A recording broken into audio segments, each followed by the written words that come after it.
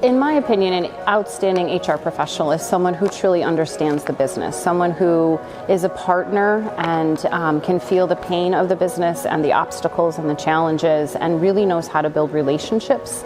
People are assets, not resources, and a true business partner is someone who can leverage people and their authenticity and their strengths to help achieve those results. I think having an understanding of the business and understanding how people impact the outcomes of business is a critical component for an effective HR person. They really need to marry the two in order to get the outcomes that the organization is looking for. Empathy is the number one thing that makes a great HR professional. I'd then say transparency, honesty, humility, and a passion for what you do. I truly believe that people trust and listen to individuals that possess these qualities. What inspires me? Absolutely the people I work with every day, and the charge I get when I've worked with a manager who's tried to get to the next level or learn how to manage employee discipline or take that next step in leadership, and they finally get it and you see the light go off in their eyes. It's like, yes, I finally got there. That is the best and most rewarding part of my job. The thing that inspires me are individuals who really go above and beyond every day. And the interesting part is it stands out to me because that's one of the, really in our recognition program at D4, that's what we want to do for folks. We want to recognize those folks who go above and beyond every day.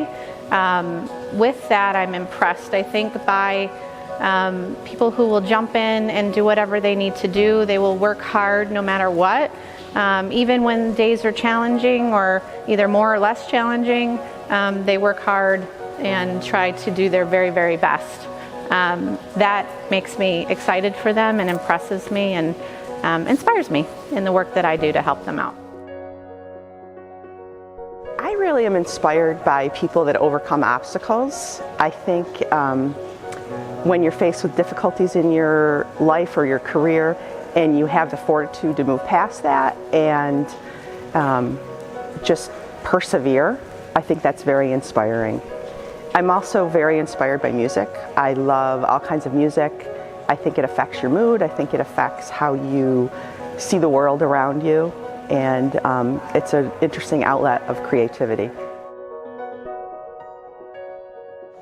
People seeking a career in HR really needs to lean into the discomfort. They need to constantly invest in themselves. They need to strengthen their toolbox, lead by example, truly love working with people, and be curious about why things work, how they work, how to make things better, to continuously improve, to constantly strive for more and better and improvement and growth.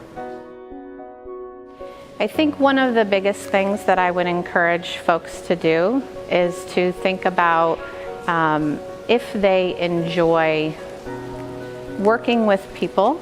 I know that sounds cliche, but all throughout your day you would work with people in different ways too. You would partner with leadership to help try to achieve the goals and objectives of the company. You're going to work closely with leadership.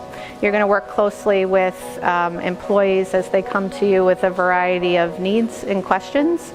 You have to, again, be willing to listen to them and help figure out how to best help them in their day and to make their day successful.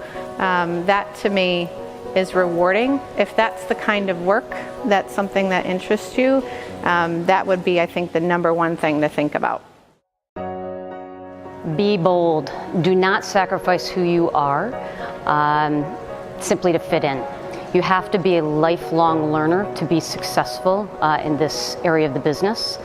Understanding how the HR strategy fits into the strategy of the overall business is critical. It really is exciting when you get to see the impact benchmark HR practices have on the overall culture and success of a business. Run! No, honestly, what I would say is be open and adaptable to change, because Human resources changing constantly, and the job of a human resources professional is to help the organization change. And to be able to keep that speed, it's only going to keep on going faster and faster. So if you're not open to that, it's probably not the career for you. If you like it, you'll have a heck of a ride. I'd say the number one item on my bucket list is Christmas Eve at the Vatican. For a couple reasons. Italy is a place that I would like to actually visit and live. I love the culture. And I've always wanted to meet the Pope. I find him to be one of the most influential human beings in the world.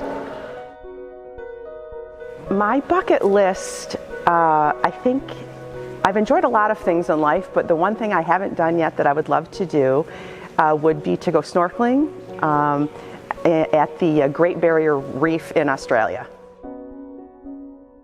What really stands out to me on my bucket list is to go on an African safari. I've always really enjoyed a variety of animals. I think tigers and lions and elephants are super cool. I think it would be something that would be a challenge to me to be able to go on that kind of trip. I've never done that before. I think about my children, who I think would also think that would be really super cool and an experience that they'd be able to have that would be unlike, I'm sure, anything else. The number one item on my bucket list, of course, is to be selected as the HR Executive of the Year. But a really close number two would be a Mediterranean cruise with my husband.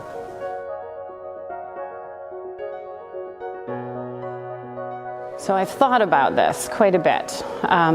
So my superhero power would be the ability to have people hit pause before they are emotionally hijacked and do something that is not congruent with their intentions. So this is the hardest question for me because I'm not really into the superheroes. I suppose it would be to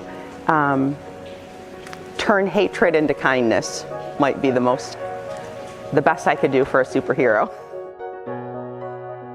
If I could be a superhero, my superpower would have to be clairvoyance, because I think the ability to be able to negotiate or see what's coming ahead of you and be able to preempt so that you can make it an easier ride for your organization and your people is critical and really denotes your success. This is my favorite. So anybody who knows me will not be surprised by the fact that I could not identify a traditional superhero that had the criteria I was looking for, but I was able to recall one of my favorite quotes, which is, "I am a woman, what's your superpower?" If you forced me to come up with another strength, I would like to have the ability to abolish prejudice and hierarchy. And then I would use that power to empower women and girls that are born into less fortunate situations.